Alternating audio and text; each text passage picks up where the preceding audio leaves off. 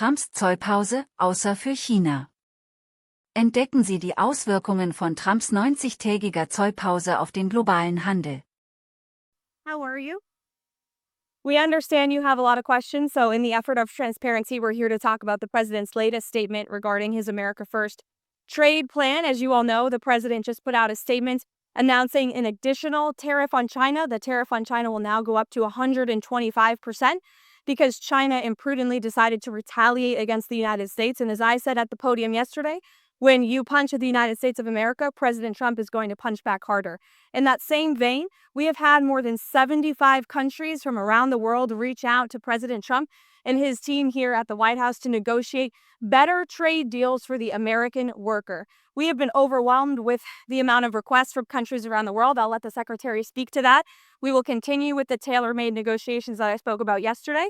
In the meantime, there will be a 90-day pause on the reciprocal tariffs as these negotiations are ongoing, and the tariff level will be brought down to a universal 10% tariff. The secretary here has been a huge part of the president's trade team, of course, and will continue to lead these negotiations moving forward to look out for the American worker, which is always President Trump's goal. So I'll kick it over to our great Treasury Secretary, Scott Bessent. Good. Thank you. And we saw the successful negotiating strategy that President Trump implemented a week ago today. It has brought more than 75 countries forward to negotiate. It took great courage for him to stay the course until this moment. And what we have ended up with here, as I told everyone a week ago, they're in this very spot, do not retaliate and you will be rewarded. So every country in the world who wants to come and negotiate, we are willing to hear you. We're going to go down to a 10% baseline tariff for them, and China will be raised to 125 due to their insistence on escalation. Chancellor Secretary, thank you for doing this. Let me ask you three quick things, if I could, just in sake of clarity, because the markets are open and they're one rate. First of all, Mexico and China, are they part of this 10% university? China. Mexico and Canada, are they part of the 10%? Yes. Okay. Second, given then that you have the rest of the world essentially calling it's not China, is this now just all about China? Well, it's about bad actors. And what we will see is some of the very early countries are China's neighbors that we're going to see. I'm seeing Vietnam today. Japan's at the front of the queue. South Korea, India. So we will see. And as I've repeatedly said, and President Trump has been saying it for years, China is the most imbalanced economy in the history of the modern world, and they are the biggest source of the U.S. trade problems. And indeed, they are problems for the rest of the world, because what we've seen is that as the U.S. announced the tariff wall last week, many of those goods have already started flooding into Europe. So as you see it now, this trade war is China versus the rest of the world. Well, I'm not calling it a trade war, but I am saying that China has escalated, and President Trump responded very courageously to that, and we are going to work on a solution with our trading partners. And if I could just, excuse me, Raquel, if I could just add to what the secretary said. Many of you in the media clearly missed the art of the deal. You clearly failed to see what President Trump is doing here. You tried to say that the rest of the world would be moved closer to China when in fact we've seen the opposite effect. The entire world is calling the United States of America, not China, because they need our markets, they need our consumers, and they need this president in the Oval Office to talk to them. And that's exactly why more than 75 countries have called, because the United States of America is the best place in the world to do business. And as the president has shown great courage, as the secretary has said, in choosing to retaliate against China even higher. Elena, go ahead. Hi, thank you, Treasury Secretary Bessent. Can you explain more of the decision making on what feels like a reversal here? If these went into effect less than 15 hours ago, these tariffs, why the pause now? What led to that? No, again, President Trump created maximum negotiating leverage for himself, and which tariffs went into effect 15 hours ago. The ones that we have lowered went into effect a week ago. They were announced a week ago, and we've just been overwhelmed by the response from mostly our allies who want to come and negotiate in good faith. So we are expecting them to come with their best deal. As I said a week ago today, don't retaliate, hold your ground, let's see what happens. And China, they kept escalating, and now they have 125% tariffs that will be effective immediately. Mr. Secretary, thanks so much for doing this. The 90-day pause among the reciprocal tariffs, is that because of the whiplash that we've been seeing across the financial markets? How like was, what we saw in the stock markets, a part of this decision? No, it's because because of the large number of inbounds, we've had more than 75 countries contact us, and I imagine after today there will be more. So it is just a processing problem. Each one of these solutions is going to be bespoke. It is going to take some time, and President Trump wants to be personally involved. So that's why we're getting the 90-day pause. So as you said, there was debate you and Secretary Blackdecker were in the Oval Office as the president talking about this. Talk about what that conversation was like, and the white wits said one another. Look, it's all the president's decision, and the president had the a level in mind to raise the China tariffs, and then he had the 3-month pause in mind, and we were discussing the exact wording. So you want to countries? Sorry? Is it their public way? Of course. It's the president's decision. It was the president's decision. It was the president's decision to wait until today. And again, as I've said in the past, no one creates leverage for himself like President Trump. Mr. Secretary. So he goes to check. What does the president want to see by this? I think it's July 9th deadline to keep things spot. Is it just trade barriers coming down, or is it more than that? Well, these are trade negotiations, but if countries want to come and offer other things, I talked about yesterday that we are thinking about a big LNG project in Alaska that South Korea, Japan, Taiwan are interested in financing and taking a substantial portion of the offtake.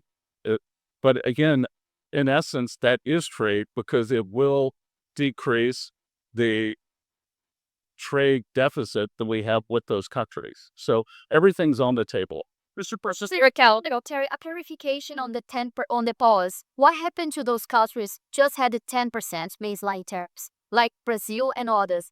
Are they still going to have this 90-day pause because we're saying that there will be a tariff 10% for others? So what happened to those just had a 10%? Yeah, that's going to remain. And do you call this an embargo to China? Pardon? You hold this embargo to China, a trade embargo? Well, I'm not sure what you mean by the word embargo. 135% tariffs, like those, and then it posed 84%. Isn't this an embargo? Well, it's China's decision that we have the deficit with them. They sell us almost 5 times what we sell them. So again, I think it's an own goal by China. Mr. Seegers, we're getting there together. Secretary, with this, just signal that you're confident that you're going to be able to strike kind of Star Street deal with all these 75 nations. It signals that President Trump cares about trade and that we want to negotiate in good faith. And as I said, each one of these is going to be a separate, bespoke negotiation. So we are confident that having seen the other side of where this could go, and it was like I said last week, the market didn't understand those were maximum levels. The countries can think about those levels as they come to us to bring down their tariffs, their non-tariff trade barriers. We're going to discuss currency manipulation, subsidy of labor and industry. Will the pause also apply to the sectoral tariffs that the president has announced for pharma, lumber, anything else? No, it's on the reciprocal, so becoming. Mr. Secretary, so I want to ask you about the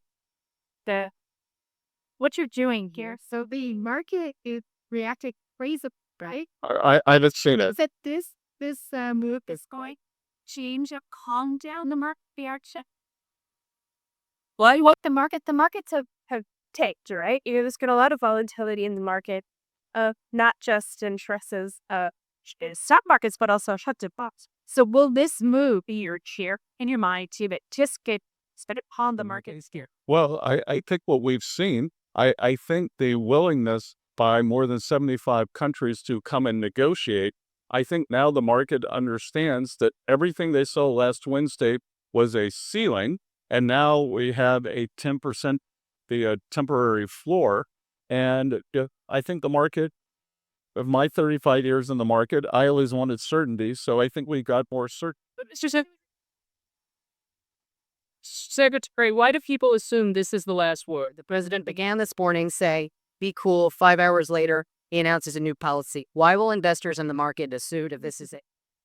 Because, again, as I said, we've given 90 days, and the only certainty we can provide is that the U.S. is going to negotiate in good faith, and we assume that our allies will too. And in terms of certainty, we will see what China does. But what I'm certain of is that what China is doing will affect their economy much more than it will ours, because they have an export-driven, flood the world with cheap export models, and the rest of the world now understands, because when we put up our tariff wall, those exports were already flowing to the rest of the G7 and to the global south. And this is Secretary, how much of this decision was driven by the bond market cratering overnight? What is happening?